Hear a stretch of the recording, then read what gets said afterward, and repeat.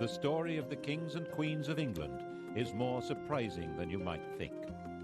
It's a fine drama, 1,000 years of tales of lust and betrayal, of heroism and cruelty, of mysteries, murders, tragedies, and triumphs.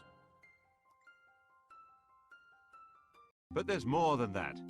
This episode begins with a king of England who ruled for over a year, but who simply vanished from the record. And it ends with a boy whose claim to the throne was based on fictions that became historical orthodoxy. We begin in the year 1216, in the reign of King Louis of England. Yes, King Louis, not the most famous king of England. At the request of the barons and with the enthusiastic support of the population of London, he'd come to England from France to take over the crown from John. And John, struggling to fight back, had fallen ill and died. Louis, who'd been acclaimed king at a mass in St. Paul's Cathedral, now had the throne to himself. He had no coronation, as the bishops had been excommunicated, but rulers are created in England by acclamation, not coronation, which is why the uncrowned Edward VIII was a king, and Lady Jane Grey, who did have a coronation, was not queen. And Louis got rubbed out of the list of England's monarchs because his acclamation was, with hindsight, withdrawn. That was because the barons had not expected Louis to appoint his friends from France and Flanders as his chief councillors. They'd expected to be given much more control over what went on, and then they thought, there's a better option. John had a 9-year-old son, Henry. Of course, no child had ever been king, but there's a first time for everything, and if the king was a child and one of the barons was regent, then the barons really would be running things. Of course, Louis controlled London, but the child was at Corfe Castle, and they could at least get him to the nearest abbey, Gloucester, to crown him. Of course, they didn't have the crown, but they could use his mother's gold neckband. Actually, they didn't have an archbishop available to do the coronation. Never mind, the Bishop of Winchester was available and had the keys to the treasury. It wasn't a well-attended ceremony. Not even all of John's executors could get there, but it would have to do.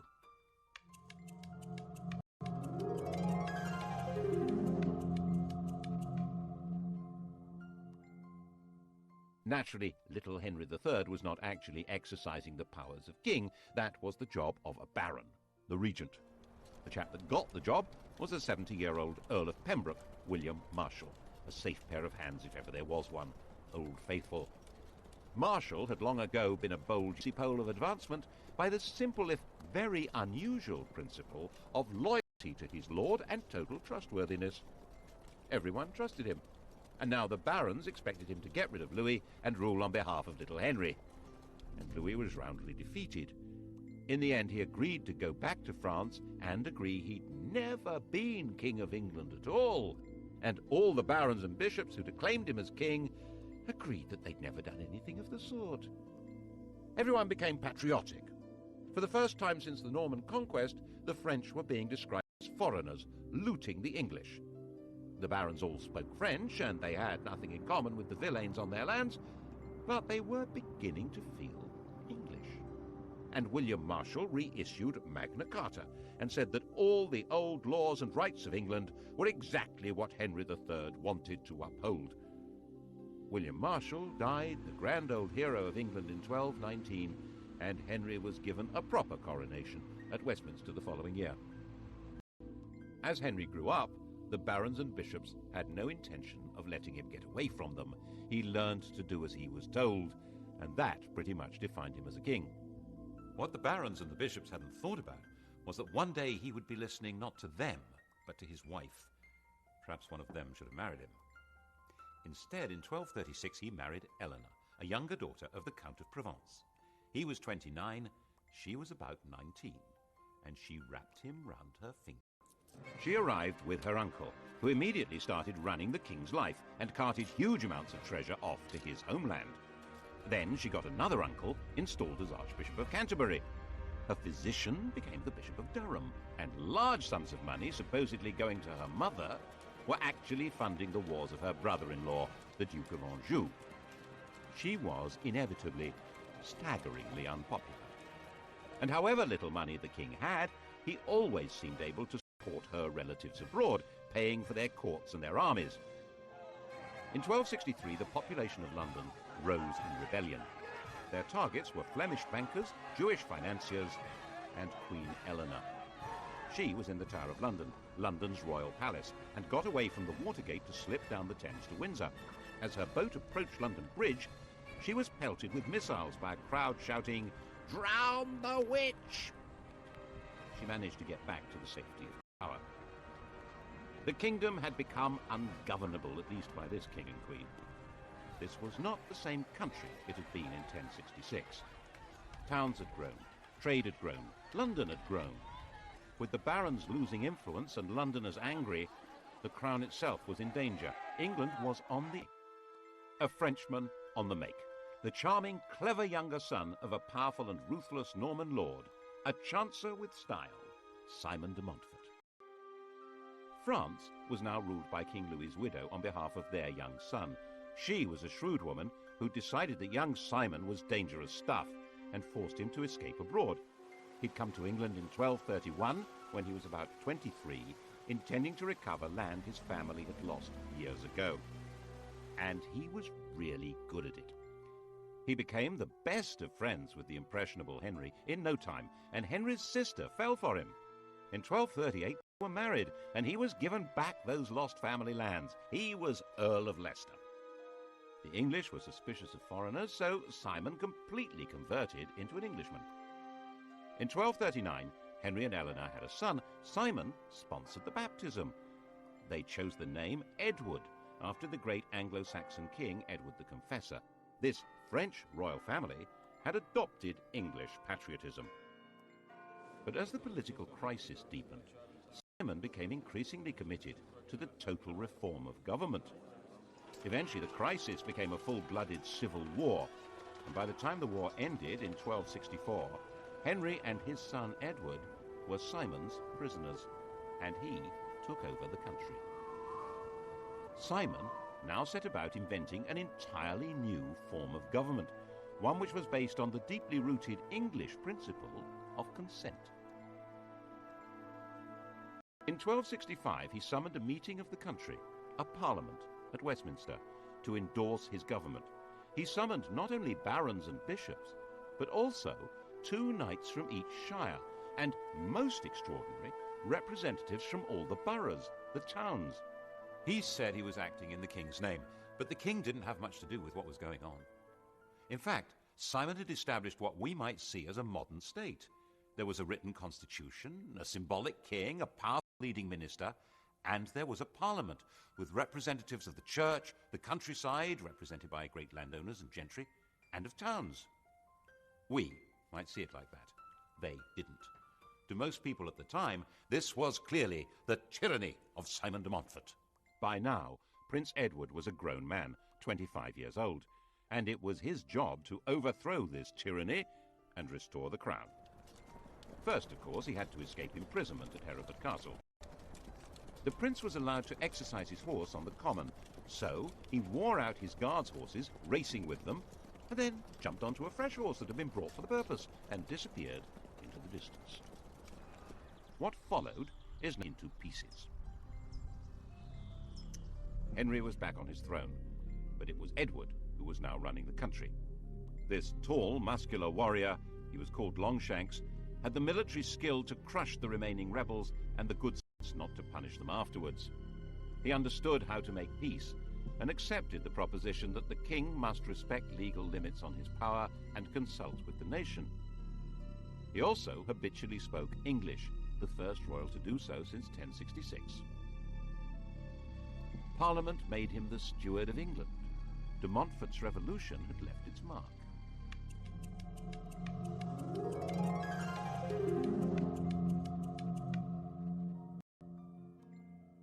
The old king died in 1272, having reigned for 56 years.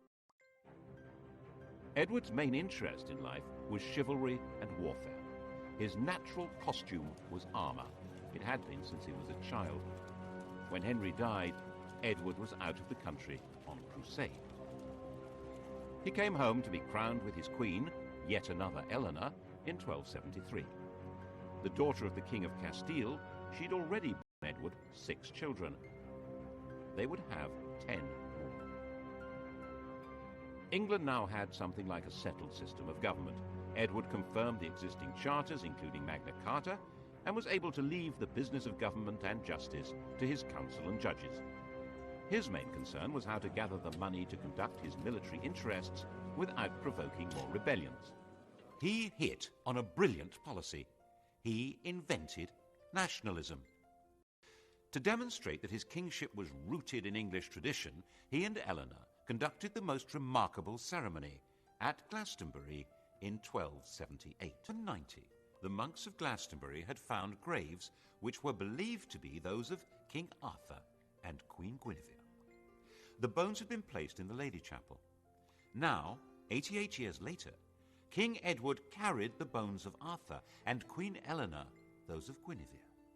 They put the legendary remains in a magnificent tomb in the main church. Edward presented himself as a new Arthur. All this was part of a wider campaign to give his kingship the power of myth, and so unite the country behind him. This unity was going to be needed when he claimed supremacy over all Wales. It worked. When the Welsh princes rejected his claim, he was able to raise the money to make an enormous military effort. He became the first English king to totally conquer this mountainous territory. One of its princes, Llewellyn, was killed in battle. His head was mounted on the Tower of London. They were hanged, beheaded, and quartered. This was a savagery previously unknown in English law. The English system of shires and hundreds was now extended to cover all Wales, and the conquest was emphasized by huge state-of-the-art royal castles like this one at Carnarvon. Edward's war chest was based on a new source of royal finance. In 1275, Parliament granted him the right to charge customs duties on wool.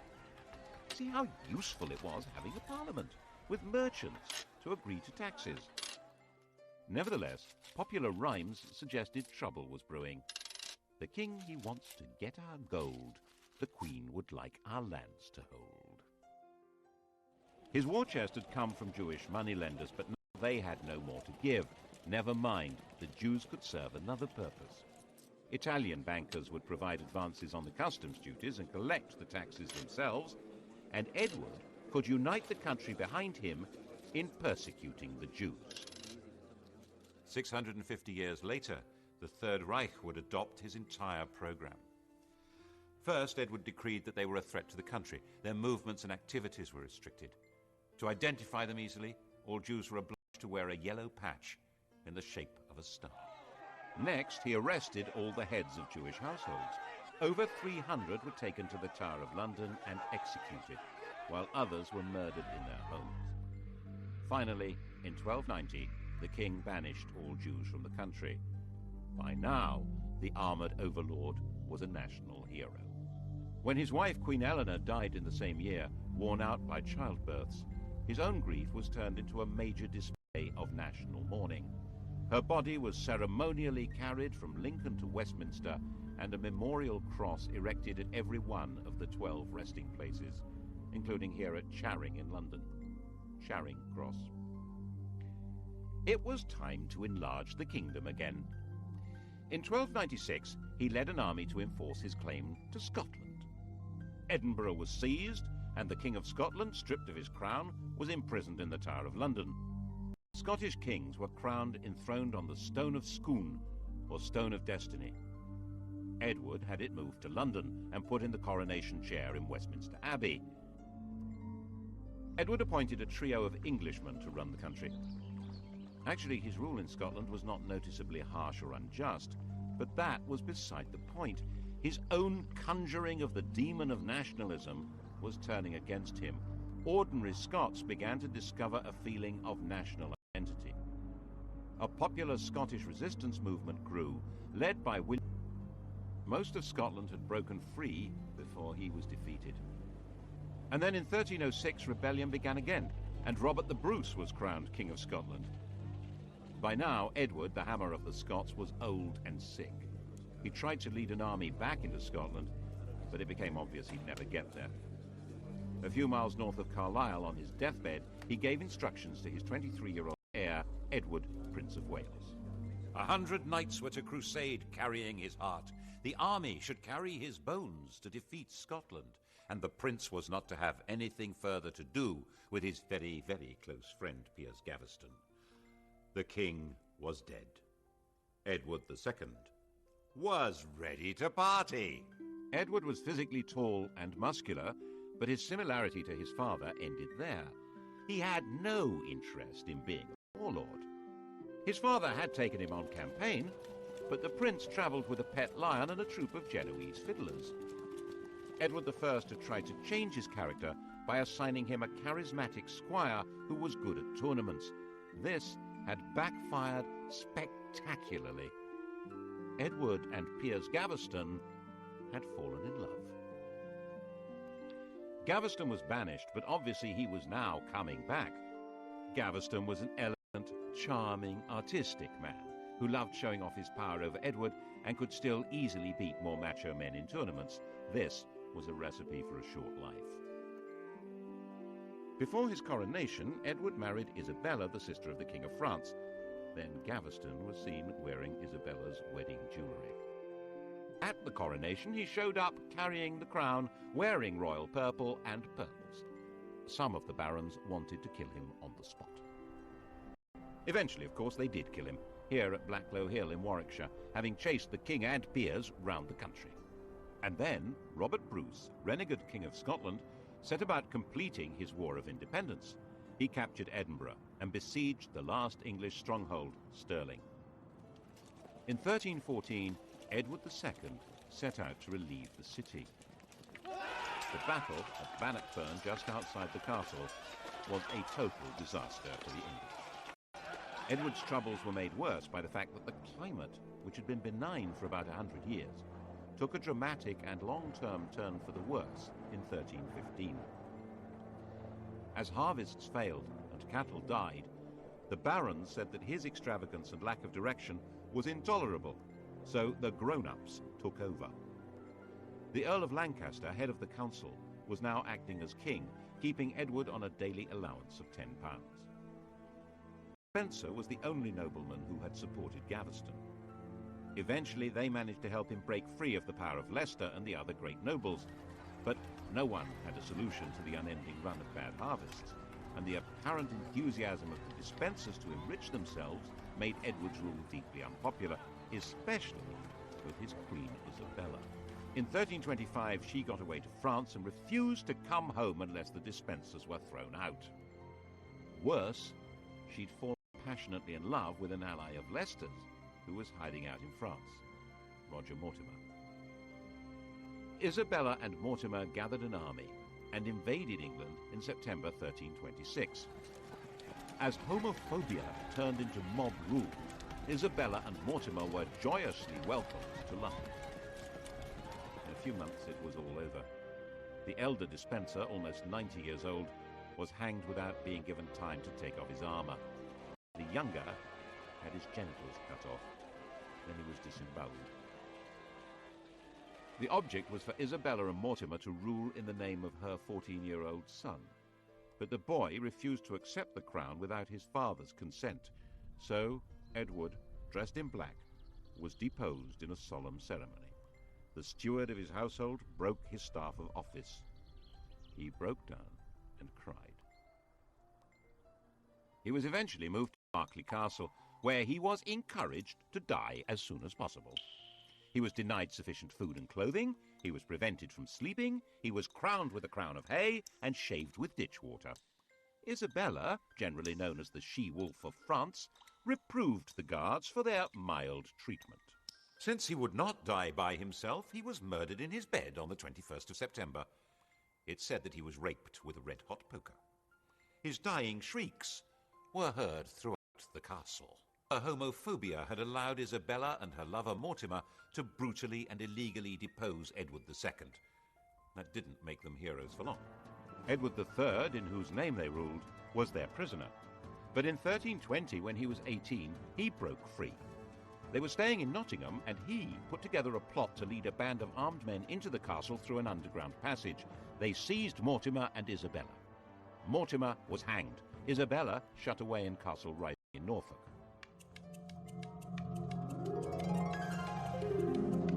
And England had a king again.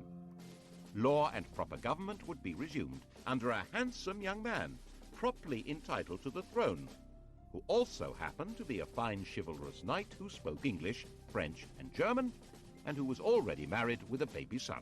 What could be better than that? Extraordinary and significant military campaign since the Norman conquest. He announced that by the laws of inheritance, he was the rightful successor to the throne of France. It was rubbish. It wasn't. But he certainly meant to be. And in 1337, he began preparing his invasion. Actually, there were two genuine reasons for this, and neither had anything to do with the law of succession. One was that the French were supporting the Scots, and so long as that continued, the King of England would never be master of Scotland. And northern England would be constantly threatened by raiders, looters, and Scottish armies. The other was that England was now a busy commercial country selling wool to Flemish weavers. In 1336, Philip of France decided to take control of this trade. He arrested all English merchants in Flanders and took away the privileges of the Flemish towns and the craft guilds. English merchants pointed out that they'd lost their income. The king had lost his customs duties. The kingdom had lost its foreign trade. The coast on the far side of the Channel was vital to English security and prosperity. Whatever the cost, it must be kept open. The same imperative would force Britain to war against Napoleon, against the Kaiser, against Hitler. Edward was the first to have to face it. His solution was to claim France and break it. This little campaign is known to history as the 100 Years' War. This war actually changed the nature of the king's job because it required a new kind of army. Ever since William the Conqueror, the idea had been that in exchange for their landholdings, lords and knights were supposed to turn up in arms and fight for the king when they were needed. But this didn't work very well for a war overseas. Firstly, a knight's service was only meant to be for 40 days at a time. That doesn't work with a 100 Years' War. Secondly, many knights felt that they shouldn't be obliged to go overseas at all. They were probably right. And thirdly, they weren't necessarily fighting men anymore. So Edward needed to have a professional army. Knights who didn't want to serve didn't have to. They could pay a tax called scutage that would allow Edward to hire professionals. Mercenaries were quick to see the opportunity for plunder and ransom and joined up. And freed from the need to pander to knightly good manners on the battlefield, Edward hired thousands of effective, deadly archers from the lower classes. Instead of being a feudal warlord, the king was now a professional commander. He invaded Normandy in 1346, and his professionals destroyed the old-fashioned feudal knights of France at Crécy, opening up that vital coast. Calais held out, and when native keys must be handed over by 6 leading burghers, barefoot, with nooses round their necks, to be hanged. When they arrived, the Queen publicly fell on her knees and pleaded for the burghers' lives, which of course Edward granted. This splendid pantomime was part of the theatre of royalty, which Edward was now developing to a magnificent art. The life of the king was being turned into a public performance. His court was the home of chivalry, and his lords and knights were given parts in the drama. It was a brilliant device for binding together war, taxation, and loyalty. The Queen was as important in this as the king. She led the ladies of the court, the judges of chivalric behavior, and she was the source of mercy, tempering her husband's justice. This was a religious image. People were encouraged to show devotion to the Virgin Mary, the Queen of Heaven, who would intercede and offer protection against divine judgment. Intercession was desperately needed by people who believed that God punished them with death. Death arrived at Weymouth in June 1348. Black Death. In less than a year, the whole country was stricken. No one could have understood what was happening. Once a person was infected, large, foul-smelling swellings developed in the groin, neck, and armpit. Death followed within 2 or 3 days. The disease killed more than a third of the population, and by 1350, the population of England was half that of 1315. In the midst of the dying, the theatre of royalty grew grander. Edward created the Order of the Garter, where two tournament teams played out an Arthurian drama based on St. George's Chapel at Windsor. The castle was rebuilt for the show. With the nobility bound to him by chivalric dreams, and the shires and towns granting funds for the war in Parliament, the French war could still go on. Another decisive victory at Poitiers in 1856 brought France to the point of disintegration. But by now, the war couldn't be ended. The nobility and troops saw endless vistas of plunder, while the king's only chance of income came not from his withered population, but from rich ransoms. This war would last 100 years. By the time Edward died in 1377, 65 years old, the townsmen and peasants of England were sick of the whole thing. The king's oldest son, Edward the Black Prince, had been the flower of chivalry and hugely popular, but he died a year before the king. The successor to the throne was the Black Prince's 10-year-old son, Richard.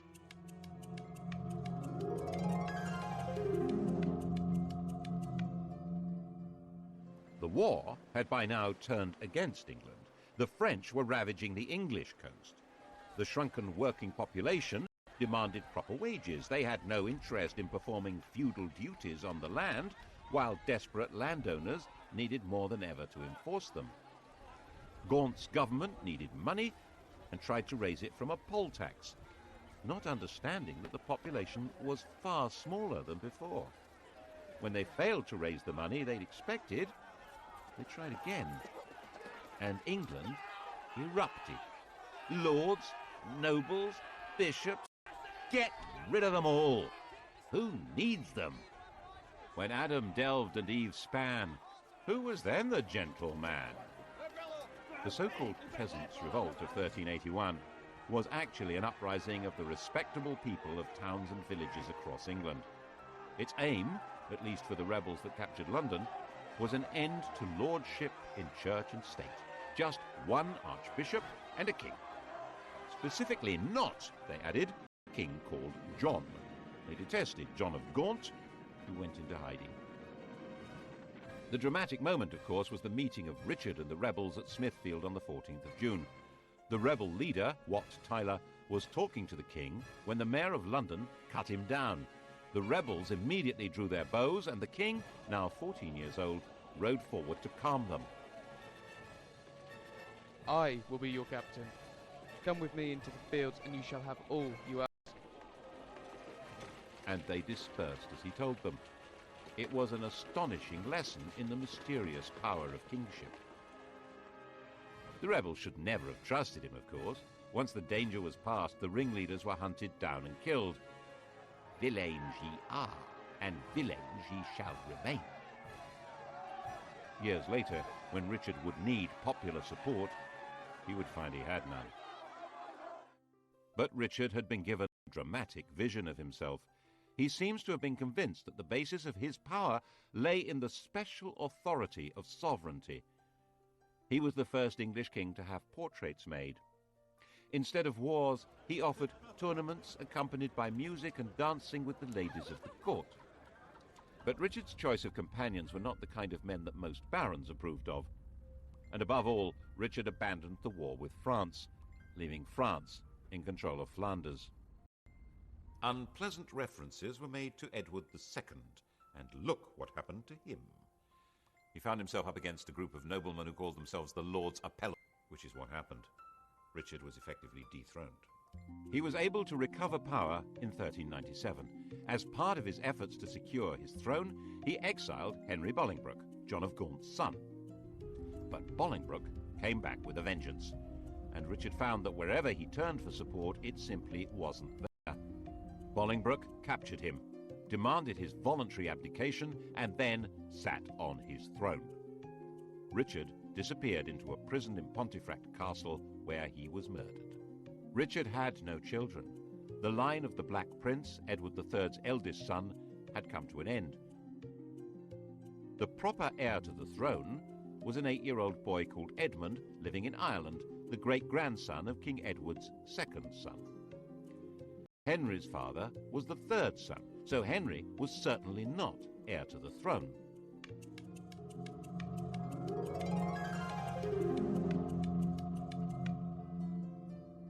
But he was a big man with a big red beard and a big army, and he was sitting right there in England on the throne, not in Ireland, not 8 years old, so Parliament decided that he was very definitely fully entitled to be King of England. Oh, yes!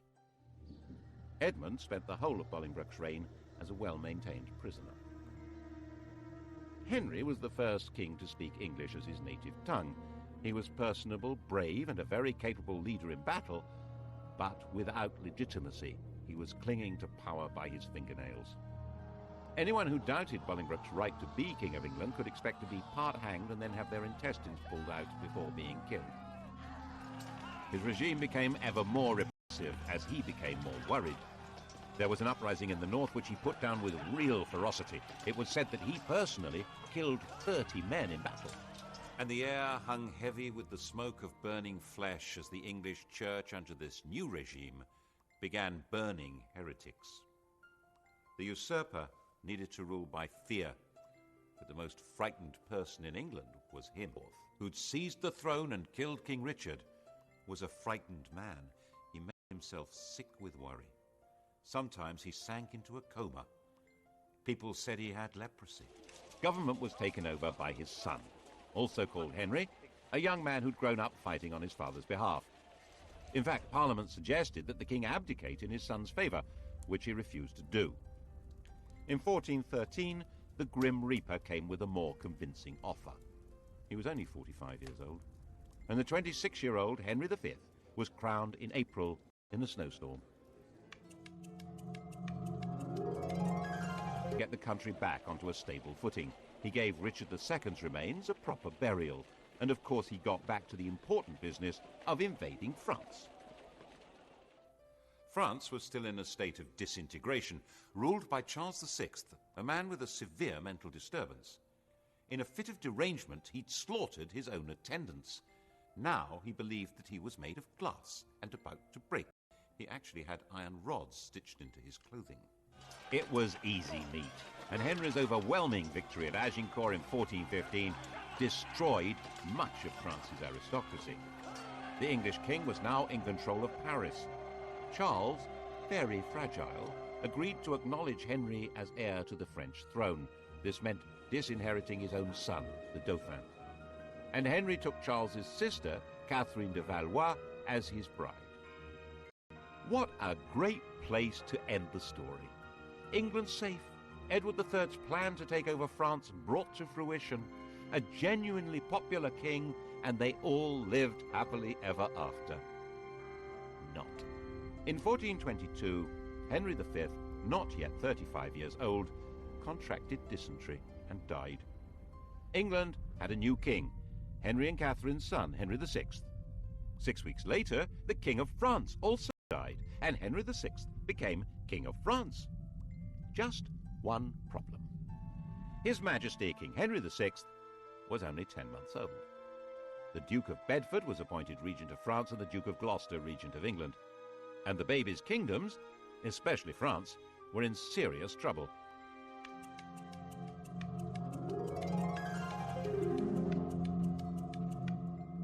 The Dauphin wanted his kingdom back, and everything the English had done, ravaging the countryside, destroying all authority and stability, could have been calculated to create a passionate nationalism.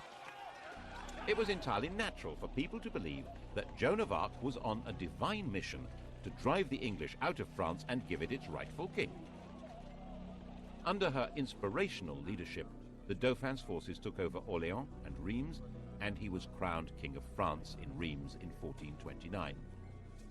Little Henry still not been crowned king of anything.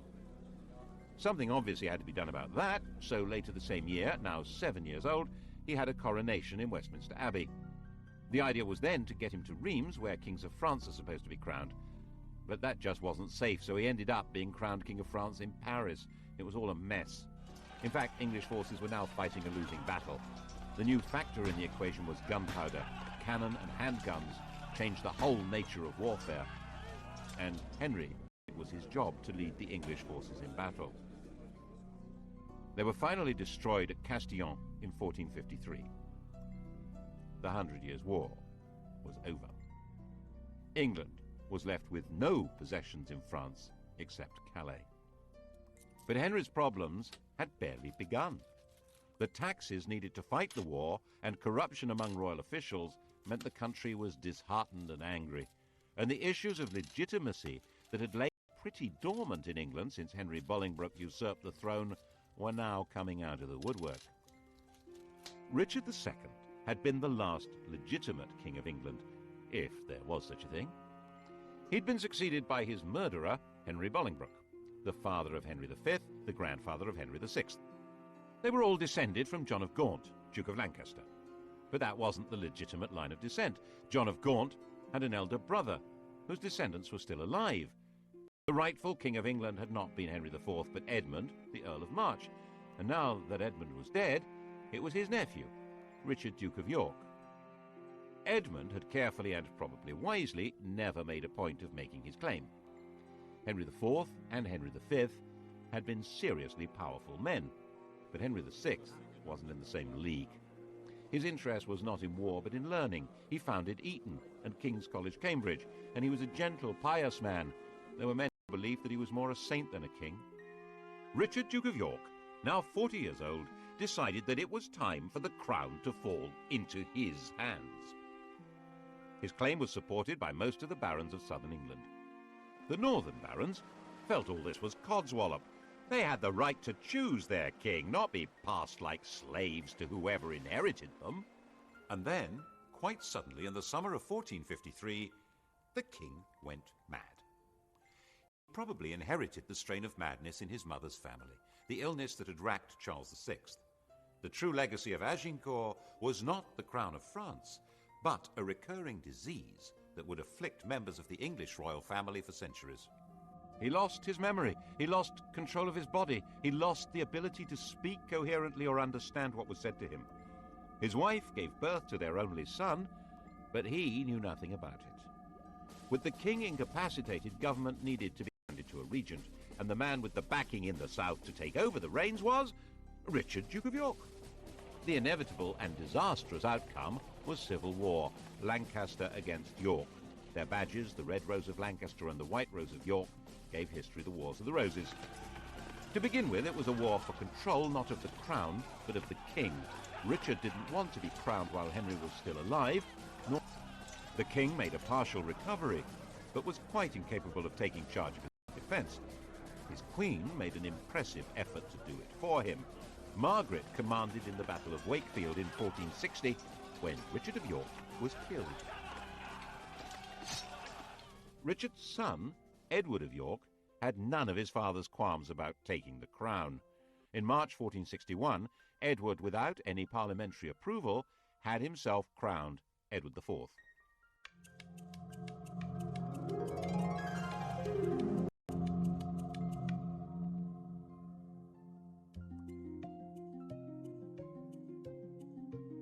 Henry was still alive, a husk, and became a refugee with his queen.